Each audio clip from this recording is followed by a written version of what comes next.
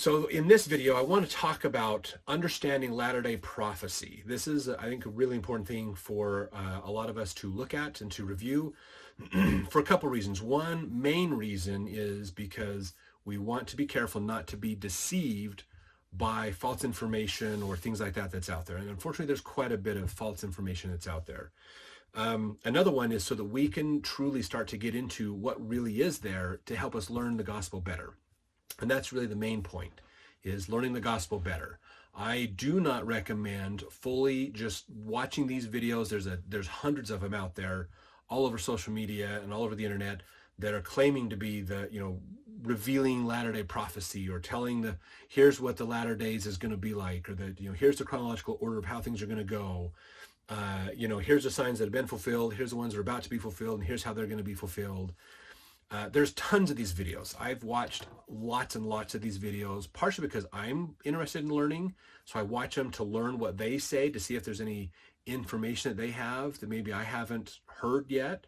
So I like to watch those to learn from them. But I've also noticed that a lot of people really just watch that video and they 100% buy into the video. And that's dangerous. That is really dangerous. You need to research things. This is a common problem. If you look back at the network marketing problems and scam problems that Utah and LDS culture has, they tend to be believing, which isn't bad, but you need to be also realizing that believing doesn't mean you blindly believe everything. Believing means you seek to understand what is going on, which is to help you reveal the truth and dispel the falsehoods. So that's an important distinction to make. Very important distinction to make. So when you watch these, you shouldn't just believe what they say because it sounds amazing and sensational. In fact, the more amazing and sensational it sounds, most likely, the more likely it's false. So you really want to study them, watch them, and then do the research yourself. If they quote something, go find that quote and research it. Find it for yourself. Understand it, because that'll not only deepen your understanding, but help you find truth. If they're saying the truth, then you go do the research and you'll be like, oh yeah, they're right. Actually, this does make a lot of sense to go this way and think this way. Okay, great. So now you have more understanding because they had more understanding. So that's important to look at. Oftentimes there's all kinds of misquotes and misinformation that's out there. So I wanted to do a video specifically to talk about some of these things that I've seen, to give you some ways to help you in dissecting information. If you want a really good book to learn how to dissect religious discussions, go read Hugh Nibley's book, Tinkling, Cymbals, and Sounding Brass. It's a pretty big book. It's a thick book, but it's all about how to understand and dispel anti-Mormon literature. Once you understand what he teaches in there, especially his one book he has a smaller book that's inside the bigger one that is how to write an anti-Mormon book. And he explains all the rules and ways that they go about building it. And it's fascinating, but it does help you get some ideas of the tricks and tips and things that people do to get you to believe some things that are true and not basically falsely accept things that are false. So one common one is in the hypnosis world, it's called an undeniable truth. You give them a truth, and then you put a falsehood in there. And you say, based on this truth and this truth, this must be true. And people will accept this truth all day long, even though it's 100% false. You have to examine each of those on their own to see if they're true or not. So they sneak them in. They tell you one thing that's true, they make it two things that's true, and then they bring in the falsehood. This happens all the time. I have seen this among a couple of the videos on latter-day prophecy. Whether they knew that they were doing that or not, I don't know. That's a whole nother subject, and we'd have to interview them and talk with them about that. But the whole point of this is realizing that most of the time when you watch these videos, you have to realize that they're going to be wrong. 99% of the time, they will be wrong in their interpretation of things. And that's just the way it is. Okay, there is a ton of information that exists around latter-day prophecy. There's a lot that the current prophets and apostles from Joseph Smith up to today have said. And the thing is this is the number one principle we got to look at, is if they are not taking into account all of the prophecy, then they're probably going to be wrong, because they're not accounting for all the things. Most of the time, they pick up on one or two little items and they just run with it. and they just take it and they make it sound like what they have is sensational and amazing, and then they just ignore everything else. The problem is if you don't put it in context with all the other stuff that's out there, you're probably going to have your timing off, because there's all these other things that could be factoring into it that you're not paying attention to. So you, as a gospel student, honestly should spend time, if you really want to understand the gospel, if you want to understand Latter-day prophecy, study it. Learn yourself. Book of Revelations has a lot in there. You can read some of the quotes from Nephi in Isaiah. There's some stuff in there as well. There's Doctrine and Covenants has several sections that are about answering stuff that happened in Revelations, not to mention other things where they talk about what is about to come to pass. So there's lots of information that's out there, and it's important to study all that. There's a pattern that the Lord follows to go through how things transpire and happen. Most of us call it the pride cycle, and I'm going to have a whole nother video on that one as well. But that pattern is very apparent in scriptures. So if you really study your scriptures well, you'll start to see that pattern and look at that. So I have a way of a structure that I've developed after going through that. It's in another video where we talk about that in the book of Enoch and stuff. That's really cool. But that's a separate video. So for us, the thing to realize is if you're not accounting for all the different things that have been said, then you're probably going to be wrong. Okay, it's so important when you look at Latter-day prophecy, you have to realize that most of what we have are what I call a snapshot of the future. Okay, what that means basically is we are given little Polaroid snapshots of the future. And then we're just trying to figure out how do we get these in the right order to do it. So to give an example of what this means, let's say I go on vacation with my family for a week. And I take a whole bunch of pictures of all the stuff we do and the events and activities and things. And then I bring them to you in a box. I print off all the slides of all the pictures and I bring them to you in a box. And I say, okay, it's your job to put these pictures in chronological order of when we did them on our vacation. I'm not going to give you any information about our vacation. I'll tell you, here's where we went. But you have to decide how that order works out.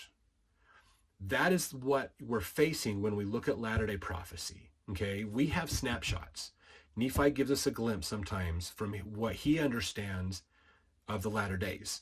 A lot of these prophets will give us a glimpse. Mormon and Moroni give us a glimpse, because even Mormon says in there, I have seen your time. The Lord has showed you to me, and you guys are wicked. You guys are way lazy. You are way wealthy. And it's disgusting how stupid you guys are. And of course, that's me paraphrasing what Mormon and Moroni said, but it's pretty close if you think about it. But so the prophets have seen stuff. I mean, the book of Revelations has tons of information in it, tons of it. Matthew chapter 24 is a really important one to understand as well. And Nephi talks about some of the things that he mentions in prophecy from Isaiah as well, talking about the destruction of Assyria and the destruction of Babylon as a type and shadow of what's going to happen to the wicked in the latter days. So there's all of these little things that are little snapshots, little pieces of information that can help us in understanding what is coming. The problem is we don't know the order they're coming in. So that's one of the challenges that we have. The parts of the scriptures that give us some form of a timeline don't give us anything specific enough to know what events are coming when. So the timeline scriptures are very vague. The ones that are specific about events don't give us the timeline. So we've got two bits of information, but we don't know how to match those together. So this is why so many people want to study the last days and want to get into understanding what is happening, because they want to try to bridge that gap. Oftentimes, when they bridge that gap, and this goes into point number 3, is that basically they look for other things, other disciplines or technologies or ideas that can help them. So astrology is a common one that people use. Numerology is another common one that people use to try to fit these two together and say, here's how they work. Oh, astrology says if we hit this certain point, these certain constellations do this certain thing, this means something. And they use the justification of the book of Abraham when he talks about how everything in the solar system is the times and seasons for our day, and it's important, the timing and 1,000 years to God is a day to man, from the book of Moses, I believe is where that one's at. So they use some of those things to try to justify their interpretation.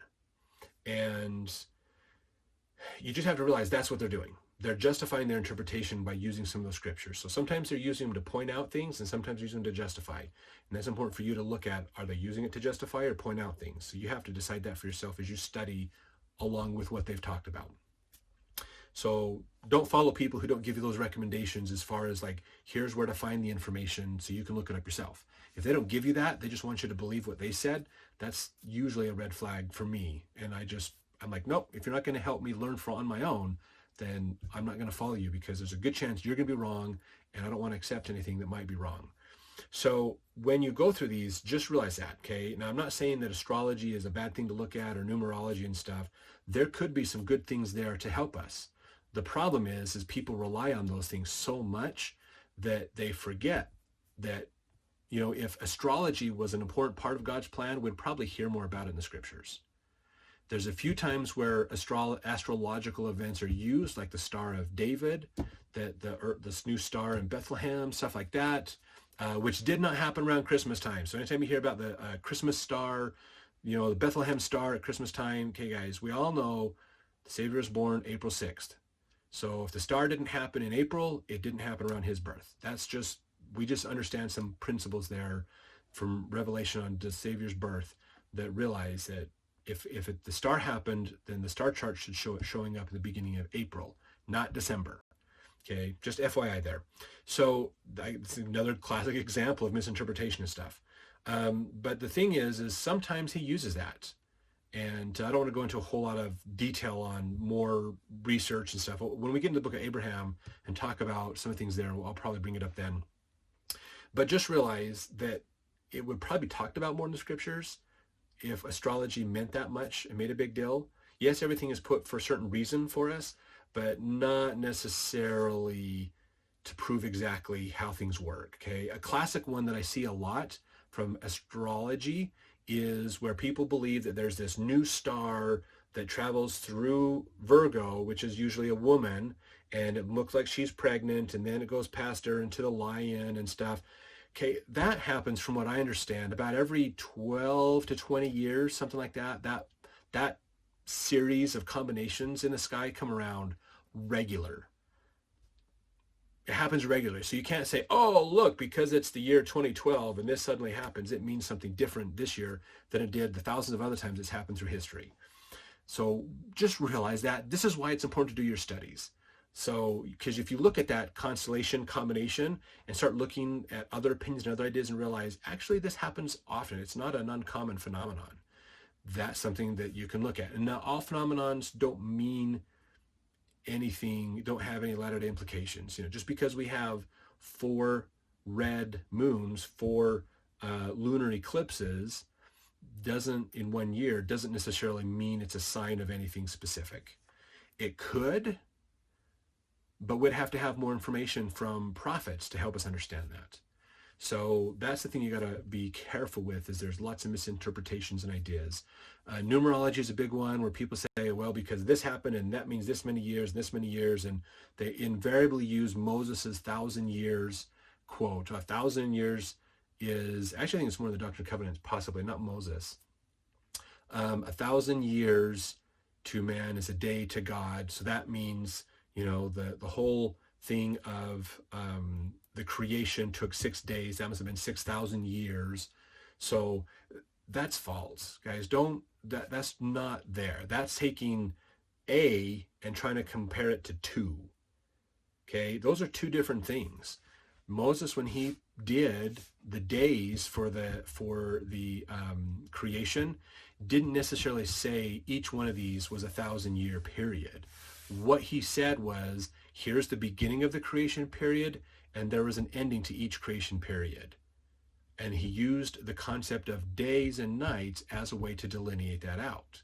Just like he says, if you notice, when Adam and Eve leave, whenever they leave heaven, they go eastward down to earth, then to the Garden of Eden. Then they get kicked out eastward in the Garden of Eden, so that they keep going to the east. They keep he's delineating that they're going from this point to this point to this point to this point. So the distance between them and God is increasing. Now, there could be some cardinal direction stuff in there because the Savior comes from the east to get us. So in a way, we go away from God, and then the Savior comes around and takes us, picks us up where we're at, and brings us back to God. So there could be some cool analogy, symbolism that's in there and how he phrased that. But he wasn't literally saying that, that Adam and Eve were cast out towards the east, and so the Garden Eden's to the west of wherever they settled. Not necessarily 100, we can't necessarily prove all that. So just realize sometimes things are allegorical in some ways or used in a symbolic way, but just because it's used in a different way in somewhere else, that doesn't mean that they're all the same. So you just have to realize that how Moses interpreted a day and a night and a day for the creation doesn't also mean he used that 1,000-year period time frame concept. Okay, that is somebody who later, with the latter-day prophecy, tried to sit down and tried to make sense of everything and just thought, oh, these two look similar, we're going to put them together. How many times you do a puzzle and these two pieces look similar, but you go to put them together and they don't fit. So you got to realize that sometimes things don't match up, and we have to be aware of that. And this is why personal study is important. Studying it yourself is very, very important so that you can understand those things. So those are sometimes false assumptions that are made.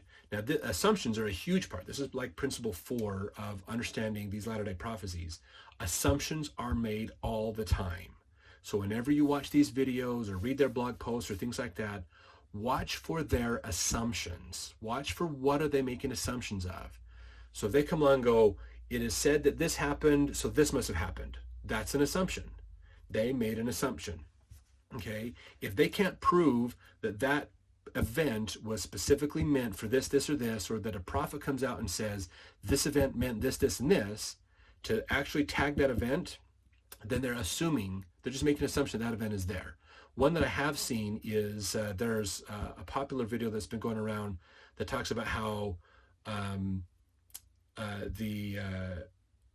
earthquake, there's this big earthquake hundreds of years ago, and they say, oh, because this earthquake happened, this must be the earthquake that's quoted in this part of Revelation. And that means after this time frame means this year and our year is when this is going to happen, because it's supposed to happen so many years after that earthquake. So, but how did you know that was the earthquake?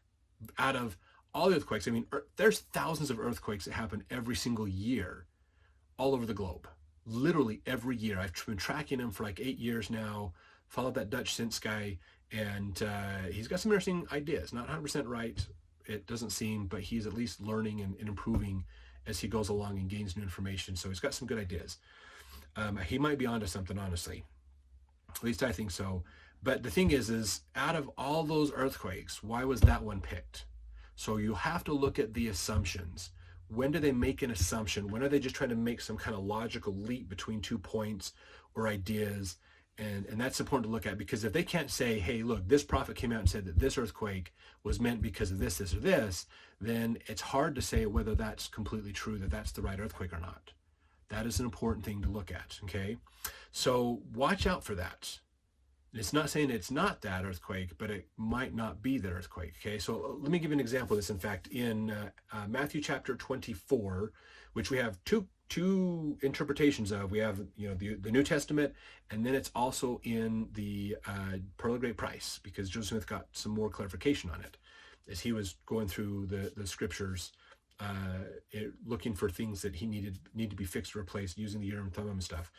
So we have it over there too, and this is the chapter when the Savior's apostles are asking him what is going to happen to the destruction of the wicked. When is all this going to happen? What is it going to be like? What's going to go on with this, with your return and everything else? And so he talks about these things. Now, what's interesting is he's actually talking about also what's going to happen to the Jewish nation, what's going to happen to them.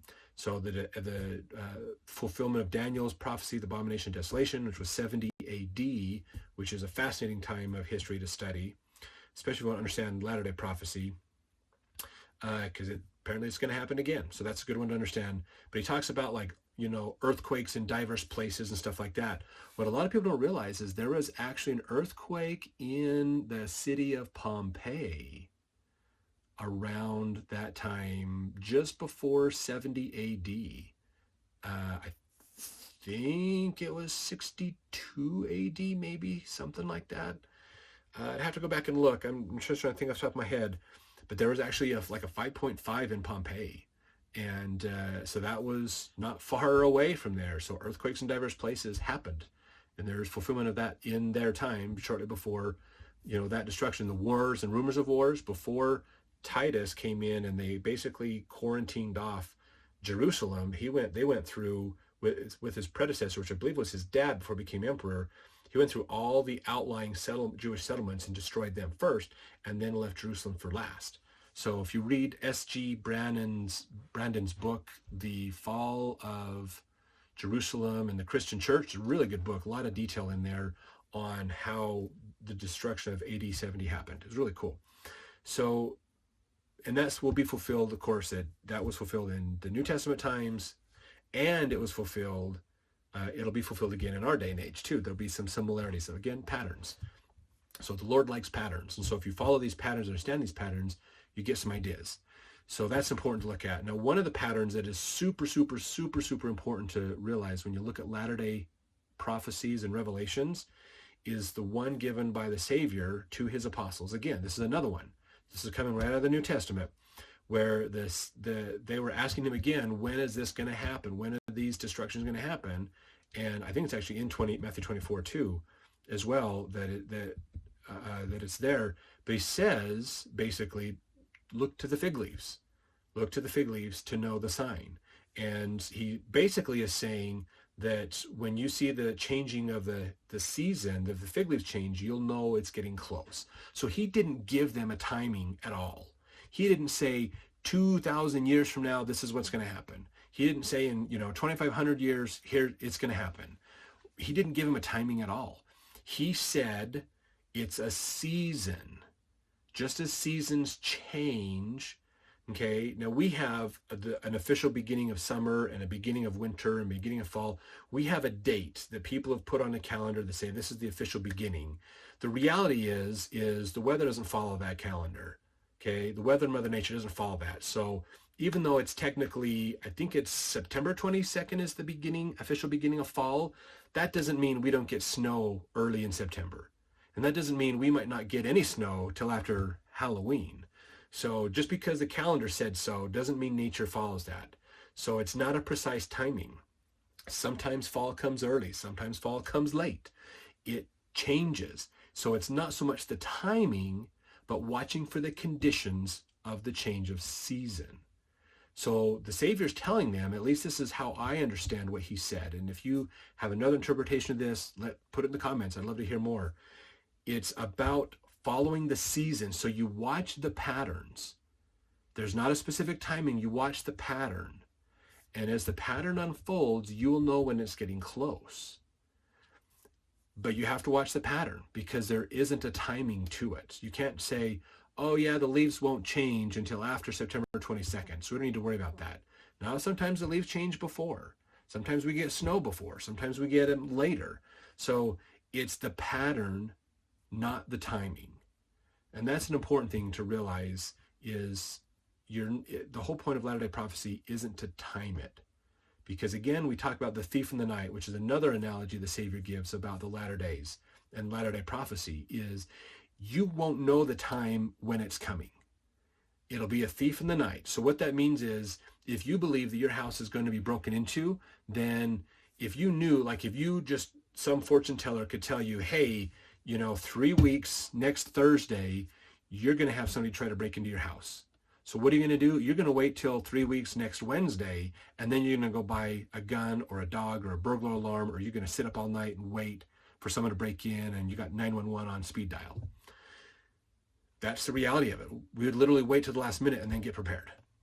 So what the Savior is saying is there's a pattern here, there's a trend, but you don't know when it's going to happen. You don't know the timing on purpose.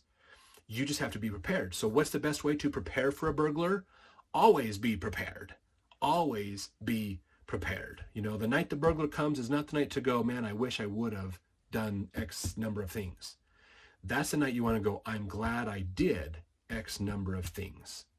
Okay, that's super, super important. I used to sell fire alarms, and this is a common discussion we had with people, is I would sit down with them and I'd say, look, guys, I don't know when a fire is going to happen. I know statistically the average household has one fire per decade. Most of the time they're going to be small fires like kitchen fires or little things like that. But 1 to 2 per lifetime, and this is national average from the National Fire Protection Association statistics.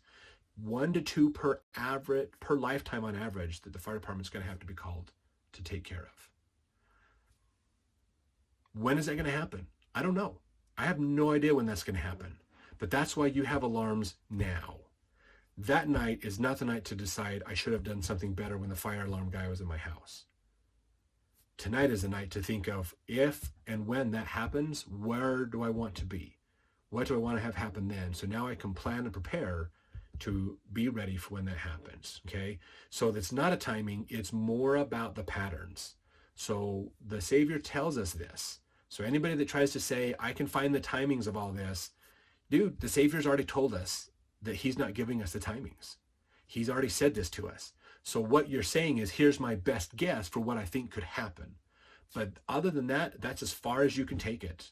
So be careful, use a grain of salt when dealing with some of these things that are out there. Another red flag that pulls up for me as well in Latter-day Prophecy stuff is if they have a book or a course or other things that they want you to buy to understand it more of what they're saying, then I definitely throw a red flag on that too. Now, I'm not saying that having a book written and selling it is a bad thing. If you know, you've done a lot of research and studies and you want to put it out there, awesome. That's totally fine. But just realize, okay, is we shouldn't have to buy a book to understand Latter-day Prophecy. We have all the information. What people are trying to do is just use you as a way of being lazy and not actually doing the research themselves. So it's not bad if you want to sell a book and put it together on this research and stuff, like what Dwayne Crowther did on his, or things like that. Even if you get into like the Ezra's Eagle stuff, you know, fine. If you want to buy the books and if you want to sell the books, that's your prerogative to do. All I'm saying is that if somebody's trying to teach you Latter-day Prophecy and sell you a book at the same time, that is a red flag for me. That is a red flag. I'm like, okay, you have a vested interest in trying to get me to buy your book. So I discount their opinion based on that. That is just a frame of work that I use to understand Latter-day Prophecy with. So just be aware, okay, of these kinds of things. Look for the assumptions. Look for is there a monetary motive behind why they're teaching me this? Do the research yourself. Go in and dig for it. Okay, I can tell you that's important. I watched the Ezra's Eagle guy, Prout. I just forgot his first name. It's right there. But anyways, I watched him, and so when I watched his first video, his original video, I went and downloaded a book of Esdras 1 and 2, and I followed him as he read the quotes. I was following him in the actual book. So he's quoting from the book and he's showing some of the quotes on the screen. I had a copy of it on another screen and I was following along with him. And I noticed that he skips several verses in some of those sections. He skips parts and I'm like, wait, but if you said that, then that means that what you're implying this Ezra's prophecy means might not be true because of how this is said. So, but he doesn't go back and account for that. He doesn't figure that in. So he I don't want to accuse him of cherry picking from Esdras, but it feels like he missed a few spots on purpose because they didn't fit the narrative that he had in his mind. And that's not an uncommon thing that happens with these people. So I'm not saying what they're putting out there is bad advice. If you want to watch them, awesome. I watched them. I don't have a problem with it. I've watched a lot of other videos and a lot of series of videos on things as well. And I like to learn and I like to understand those. So I take the time to watch them. The thing is that you need to take the time to do the intellectual work to study what are they talking about and verify it and work on it, and then seek the Spirit in understanding it better. So that's important. So if you're not regularly studying your scriptures, learning what the prophets have taught us, and getting into those things yourself so you have some frame of reference to understand Latter-day Prophecy with, If you're not doing that anyways in your own studies, then you're going to have a harder time understanding what's true and what's not in these videos.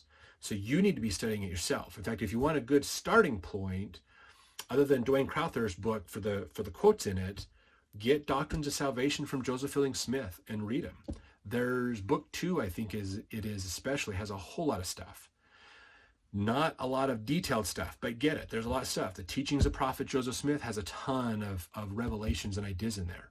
Make sure you understand Doctrine and Covenants and your New Testament revelations, and read the stuff that Nephi quotes from Isaiah in the Book of Mormon. There's huge amounts of stuff in there.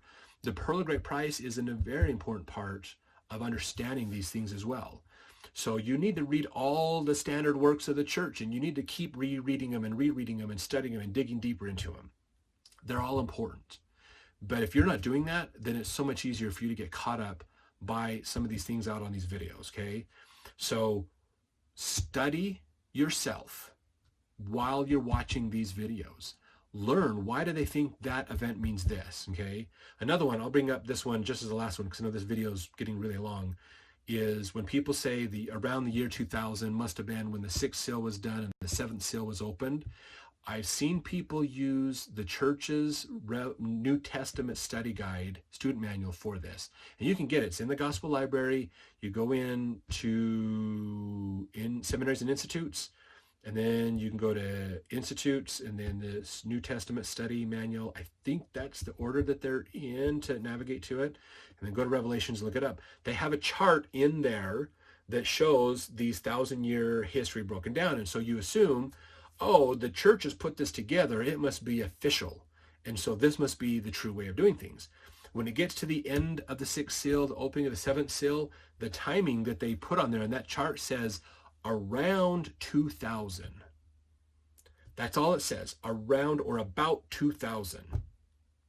So the problem is people want to claim that means absolute, it was the year 2000. And that's the beginning of the new millennium, the blah, blah, blah, blah. It was a new changeover, another century, blah, blah, blah. So it must fit. So they just try to make all these connections. Oh, there's all these connections that must fit. That must be true. Not true. That's not how it works. But the thing is they think that, and then they think, oh, if that's true, then that means that with 1,000 years 1,000 years to God is a day to man, that means so many minutes of human life, or so many years to us would be so many minutes to God, which means that there's a period of silence. It has to last till 20 whatever. And then that means this, which implies President Trump and blah, blah, blah, blah, blah. Guys, they're just putting stuff together. They're not fully understanding the range of everything that's out there. Okay, so you got to realize that and watch. There's tons of assumptions that they make in doing that. About 2000 honestly could mean 2100, just as much as 2000. It could have meant 1998. It could have meant 2200. So about 2000 is a couple of centuries wiggle room that's in there. So you've got to realize that just because it says about doesn't mean absolute 2000. So study it yourself. If you go read Revelations chapter 7, you'll see what was in the 6th seal and what hasn't happened yet. That has to happen before the 7th seal opens up. So, and if you read that, and then you can go back and look at this, and whenever time somebody says, oh, but the 7th seal is already open, you can say, but what about this event that Revelation says should happen? Okay, this is why you need to study it yourself. So do not take any of these videos at face value, not even my videos. Don't take even my videos at face value. Study them. In fact, I'm purposefully giving you references to things, but not getting into exact quotes because I want you to go study those things. I want you to watch this video again and go, I'm going to get that book. I'm going to read that. I'm going to go watch this. I'm going to watch this. I don't know what this Ezra prophecy stuff is. I'm going to go look up Ezra's prophecy Prout on Google or on YouTube, and I'm going to find that video to make sure I understand what Curtis is talking about with this guy. Go for it. Do it. You need to take the time to do it, and then you need to take the time to pray over it and make sure that you seek the truth yourself. Do not take anybody's word for it. It's my favorite quote from LeVar Burton. Don't take my word for it. You need to seek the truth from the ultimate source of truth, which is God himself through his Spirit. So that is the number one thing you always need to be doing. Don't take anybody's advice on face value. And honestly, not even the prophets. You should still test them. Okay, this is the whole thing that's the difference between Nephi's response to his father's dream and Laman and Lemuel's response to his father's dream. Laman and Lemuel didn't do any intellectual work to try to understand it. They just went, we don't get it, and so we're just going to ignore it and disappear and let it, just forget about it. Nephi said, I want to understand more, so he fasted and prayed to learn more, and he sought God in helping him understand it. That's the difference, and so we should do the same. And the prophets have said this over and over and over again. If you go back through their conference talks and things, they say it. You guys need to be taking this to the Lord yourself and understanding the truth yourself. That's what it's all about. So make sure you do that and use some of the points I've brought out to just give you some reference points to help you understand how to look through these prophecies, find what they're saying that is true and right, and get rid of the stuff that might be their interpretations or assumptions of stuff, okay? That's a great way to do it. That'll help you to not get too scared about things that are coming up and realize that, you know, what's going on. There's a lot that has to happen, and honestly, it probably doesn't take long for a lot of it to happen.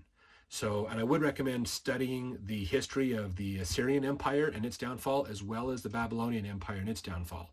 A lot of good advice in there. Lots of good advice, especially also 70 AD, the destruction of Jerusalem and what happened with that and the implications of that. That will give you a lot of insight and ideas to help you understand what is going to be coming. What's possible in our future.